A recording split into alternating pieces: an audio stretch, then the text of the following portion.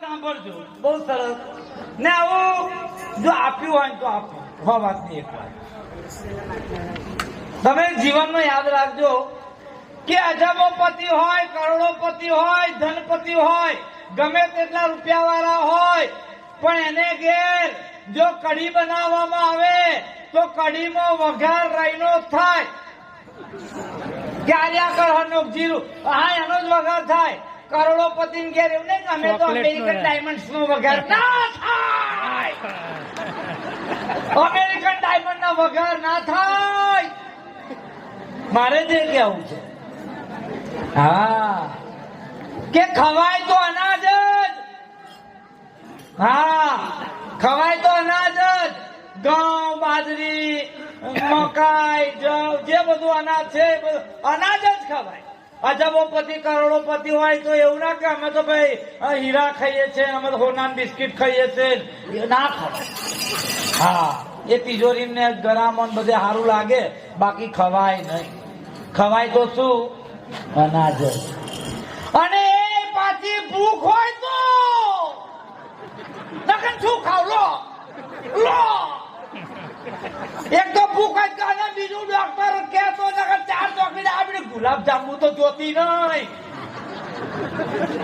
4 ચોકડી હા BP low BP.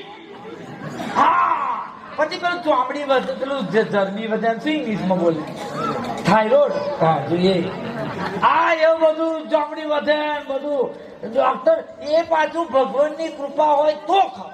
મારે જે કેવું છે કે ગમે તેટલા રૂપિયા હોય ખવાય તો અનાજ. બીજો પોઈન્ટ મેં કહ્યો કે એમાં ભગવાનની કૃપા હોય તો ખવાય, ભૂખ હોય તો ખવાય. અને આ વસ્તુ પાછી માર્કેટમાં વેચાતી મળે ને. મારી વાત સમજો તમે, ભલે 5 મિનિટ થાય. ખરેખર જીવનમાં જે જરૂરી છે એ વેચાતું મળતું નથી નથી નથી ને નથી. ભૂખ વેચાતી ના મળે. તમને રસોઈઓ વેચાતો મળે, કાચું સીધું વેચાતું મળે. હા ડાઇનિંગ ટેબલ ને બધું જે અલંગ નું અલંગ એવું કઈક આવે છે ને, અલંગ શું બોલે હા એ લાકડું અલંગ નું ને એવું બધું. અને બધું હોના ચાંદીની ચમચીઓ, પ્લેટો, હારા મોઘા મેનું કાચ બધું મળે. પણ જે ભૂખ છે એ વેચાતી મળતી નથી.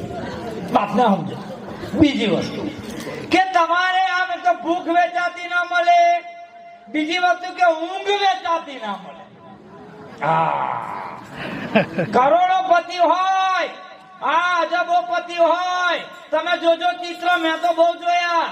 એ હોય ને બહાર પેલો વોચમેન રાખ્યો હોય તો વોચમેન 12 વાગ્યા પછી લોબા પગ કરી ખુરશી મૂકી જાય અને અંદર શેઠ સાથે ચડ્ડા પહેરીને વાટા મારે. બંગલામાં શેઠ ચડ્ડો પહેરીને આગા પાછા થાય અને વોચમેન બહાર જશે ખુરશી પર. તમે જુઓ એટલે ઊંઘ વેચાતી ના. મારે જે કેવું છે ભૂખ વેચાતી ના મળે, ઊંઘ વેચાતી ના મળે. બીજી વસ્તુ કે આનંદ, હેપી, ખુશી આ બધું વેચાતું ના મળે. હોય તો જ હોય, ના મળે. તમે ગમે એ કરો, તમે અમુક વસ્તુ ગમે તેટલો જોક કહો, ગમે તેટલો આમ આમ આમ કરો, તો અમુક જણા એમનો ડાચું કઢી જેવું લઈ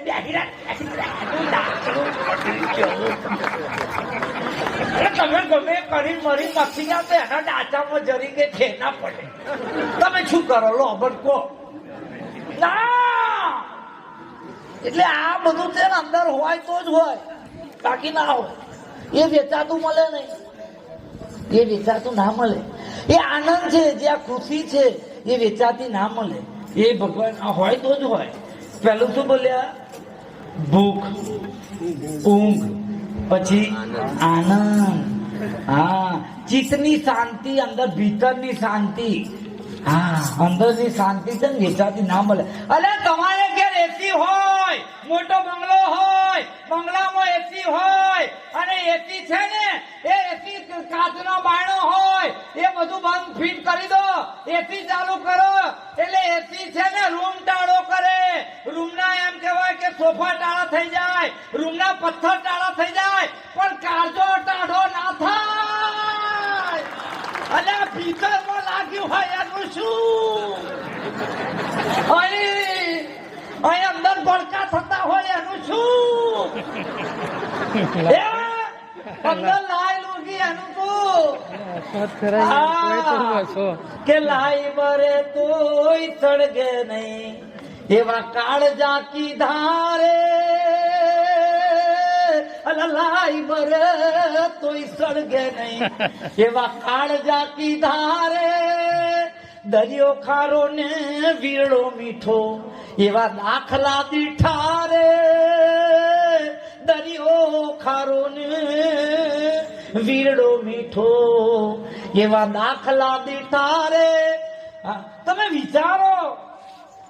વિચારો અંદર લાઈ ભરે ને એ ટાઢું ના કરે યાર. એને જો ટાઢું કરવું હોય તો હરિભજન કરવું. હા, હરિભજન કરવું પડે. તમારે સત્સંગ જ કરવો પડે. એ શાંતિ માટે સત્સંગ જ કરવો પડે. શાંતિ માટે સત્સંગ થકી સમજણ છે. સત્સંગ થકી શું છે? સમજણ છે. ને સમજણ થકી સુખ છે. સમજણ વિનાનું જીવવું વરસ હજાર. અલા સમજીને જીવો જો એક બે ઘડી, તો સમજો બેડો પાર. આ વાત છે. વાત આ છે. અને આ સમજણ ક્યાંથી આવે? સત્સંગ થી આવે. અને આ લોકોને સમજવું નથી. આ તકલીફ છે બધી. હે, સમજી ગયા ને? એમ તો મેં જે શરૂઆત કરી કે શાંતિ વેચાતી ના મળે, ચિત્તની શાંતિ. પછી દાતારી, આ દાતારી વેચાતી ના મળે.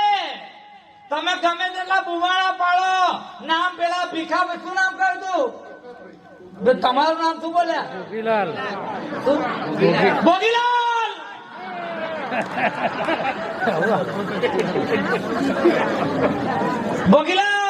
ભોગીલાલ ગમે તેટલું એનાઉન્સ કરે પણ એ તો હાલવા વાળા ચાલે. બાકી તો તમાર મારા લોઢાન પાણી ના ચડે. ગમે ઈ કરો. તમે ગમે ઈ કરો લ્યા. હા, જોન બોલો મરીને નથી જાવ. હા, તમે ગમે એ કરો. હા, હું મરું પણ કે બોલું નહીં તા મર. તો દાતારી, આ દાતારી વેચાતી ના મળે. એ હોય તો જ હોય. આ બધું છે ને માર્કેટમાં. મારે જે કહેવાનું છે, આ બધું વેચાતું ના મળે. અમારે આ તો મારા જાહેર કરાય ને, અમારા દીપકભાઈ ના ઘરે આજે સવારે દ્વારકા જે સંઘ જતો હતો ને બધી મને વાત જાણવા મળી કે એમ કે એમને જગ્યા જોતી હશે કે જમણવાર ક્યાંય કરે. અમારા ભજન મંડળના દીપકભાઈ કે અમારે કે દીપકભાઈ તમે નહીં માનો, અન્નદાન શ્રેષ્ઠ દાન છે. હા, અન્નદાન મહાદાન છે. જલારામ બાપા ઘેર ભગવાન આવ્યો તો એનું કારણ જ એ હતું, રોટલાનો ટુકડો ત્યાં હરી ઢુકડો. હા, જે કણિકો છે ને, કણિકો કોઈના પેટમાં ગયો ને એ એડે નહીં જાય. આ નિયમ છે. હા, એટલે બીજાને ખવડાવવું તકલીફ શું છે ખબર? આવું બધું બોલીએ, બધા બાપુ હોય પ્રવચનો કરે છે, આટલું લોકો સાંભળે છે, બીજોની વાત તો જવા દો. મેં તો મને તો એવી તકલીફ હોય, એટલે હગા મા બાપને નહીં ખવડાવવું. શરમ આવી જોઈએ. શરમ આવી જોઈએ આપણને. હગા મા બાપને નહીં ખવડાવવું. પછી તમે મંદિરોએ જાઓ, લોબ્યો થાવ, ટૂંક્યો થાવ, હા સેવા ના કરો કે અમાર સ્વામી આયા.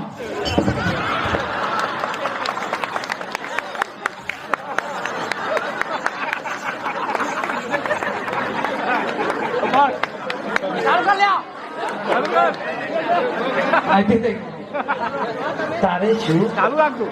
પછી સ્વામી સ્વામો બધું આવે તો લોબો ટૂંકો એટલે ઘેર તારી માથે એને પગે લાગ. ત્યાંથી શરૂઆત કરો. તકલીફ એ છે સમાજમાં કે આપણે મૂળ ભૂલી જઈએ ને. મૂળ ભૂલી જાય ને એને ફૂલ ના આવે યાર. વાતને સમજો. તમે મૂળ ભૂલી જાઓ ને તો પછી ફૂલ ના આવે ના આવે ના આવે ના આવે. તમે મૂળિયાન કાઢીને એક વાર આ ડારો કાપ્યો છે ઝાડને, બરોબર?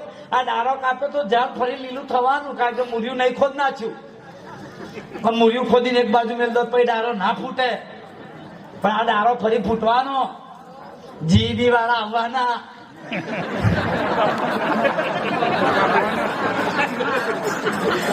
જીબી થોભલો હોય ને. એક જણ હશે ને એક જગ્યાએ આ જીબી ની વાત એટલે યાદ દો, એક જગ્યાએ લગ્ન થતું હશે, એટલે બધું લગ્નમાં તો આમ બધું ફેરા બેરા ફરે બધું હોય ને, આનંદ મંગળ તમે બધા જાણો છો, લોબી વાત નહીં કરું. પછી ફેરા બેરા